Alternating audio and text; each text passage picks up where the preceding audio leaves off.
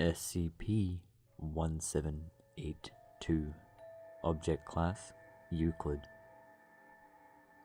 SCP-1782 is a room measuring 42 or 45 square meters in an abandoned apartment complex located in Kiev, Ukraine.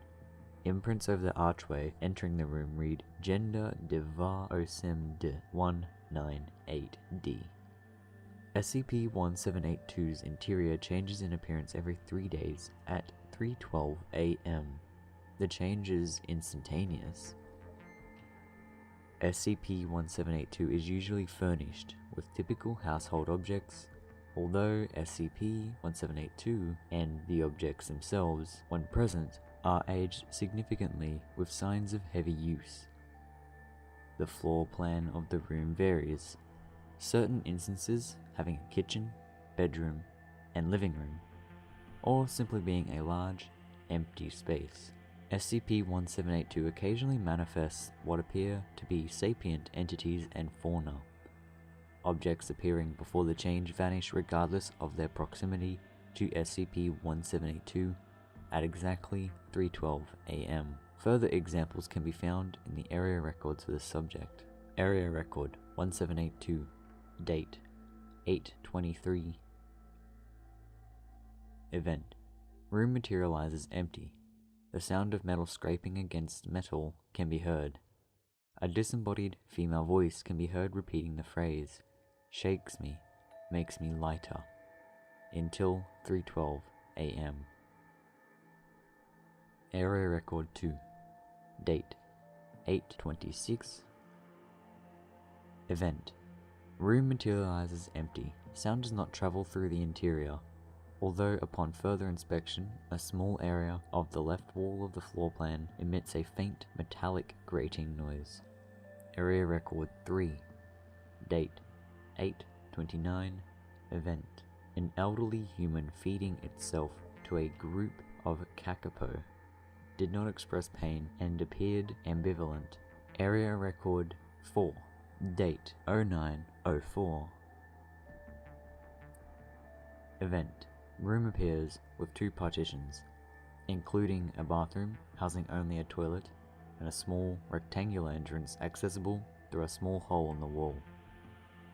The room is tinted a dull green, with what appears to be caked blood and feces on certain sections of the walls. A man in an orange jumpsuit materializes instantly outside the door to SCP-1782 with a television camera on his shoulder. Attempts to communicate with the entity are successful, although unorthodox. The entity asks that Dr. Sanders produce a small television set and stay outside of the cell so that he could record the girl in the wall in the bottom of the floor. Those in charge of testing obliged. The following is a transcript of the recording. 16:30:04 to 16:30:15. Entity enters the room. A faint noise similar to metal scraping against metal can be heard throughout the video. A decidedly upbeat pop-punk song begins playing, the singer repeating the lyrics, "There's a hole in the wall in the bottom of the floor. There's a girl in the wall in the bottom of the floor." Music continues until AV feed ends. 16:30:15 to 16:33:18. Entity takes a right towards a small, cubicle-like partition containing only a toilet. The camera is positioned over the toilet to reveal what appears to be a mutilated fetus in the basin. Video begins to distort, seemingly for some sort of artistic effect. This continues until 16:33:18, when the entity exits the bathroom. 16:33:18 to 16:40:59. Camera pans in circles around the room, temporarily reaching impossible speeds before again slowing down again. The object in the toilet seen previously is cut into view of the footage intermittently. Metallic grating grows louder. 16:14:59 to 16:54. Camera fixes on a small hole in the wall on the left side of the room. The entity places the camera on the floor and can be seen adjusting his suit before again picking up the camera. Entity heads towards the hole in the wall, entering a prone position and somehow crawling into the hole. The video goes black for 5 minutes. Music continues to play and heavy breathing can be heard from two separate sources. 1654 to 1655:06. Light returns, revealing a damp, muddy area that the camera could not possibly fit in. The view is centered toward the ground, gradually scrolling upwards across what initially appears to be a miniature, uncased septic tank with a small skeletal legs, similar to a human's. As the view continues to scroll, a clear fluid can be seen spraying into a funnel upwards into what is later revealed to be a human skull lacking the lower jaw or nasal cavity, with exaggerated eye sockets. Faint crying is audible as the septic tank object's head moves slightly to the right with the aid of a small skeletal hands from the opposing side of the camera's view. Brown liquid sprays onto the object's face before the video feed ends. Entity does not return from the hole.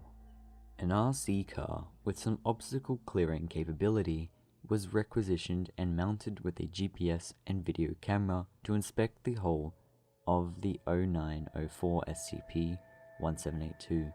Video feed of the object reveals limbs and the head of the object moving slowly up and down. Footage went on steadily past 3:12 AM, revealing that the object does not disappear during the SCP-1782 cycles. Although the entrance to its location is no longer present, GPS positioning reveals the location of the entity to be in the same location as Dr. Sanders. Although testing reveals this to be false, later GPS readings suggest that the device is located at any mature female within 5 meters of SCP-1782 on any given day. The entity that was located outside the door prior to exploration could not be located. The area was deemed safe and researcher Breen and Ortega were dispatched 1 hour before SCP-1782's reset time of 3:12 AM. Excerpt from DNA Recovery 1782-904-2. Alright, hand me the scalpel now. Breen leaves over the toilet and, appearing startled, falls backwards. Researcher Ortega. What the hell's wrong? Researcher Breen. Thought I saw the damn thing move. Breen rights himself and leans back over the bowl to receive the sample. Breen immediately stands straight up, closes his eyes, and faces Ortega for 5 seconds. Researcher Breen. Yeah, it's moving. Right. Yeah, okay. Researcher Ortega. I'll do it. Researcher Ortega asks Breen to leave the bathroom and leans over the toilet to retrieve the sample. Researcher Ortega exits the bathroom at a brisk pace without the sample. Researcher Ortega. It looked at me. Researcher Breen. Alright, let's just put the whole thing in the bag real quick. Researchers enter the bathroom again, Breen holding the sample bag and Ortega using the tongs to place the object inside. Researcher Ortega disappears.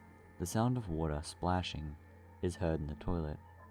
Breen sprints towards the door to SCP-1782 and exits the room. Special Containment Procedures. The entrance and a perimeter of SCP-1782 are to be monitored at all times.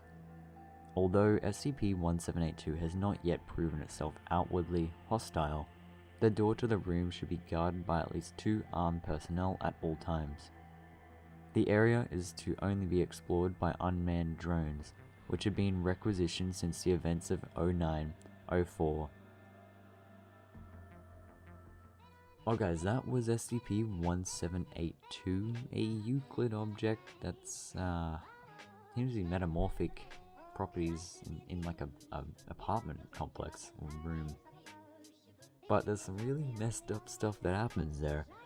Because like at first it's just, what, a room that changes its layout. every like 3 days at this one time. And then it just gets worse with like the mutilated fetus, and then the thing that was in the hole in the wall or something, and that was weird. It was like a septic tank, but it was like humanoid and had limbs and stuff. That was messed up. It actually like gave me PT vibes, like with the fetus in the basin, like that actually gave me PT vibes. That was the only thing that I could think of then. Like, it's kind of weird. Anyway, it was rather interesting to have a look at this SCP, and let me know what you thought of it in the comments below. I'd like to hear your thoughts.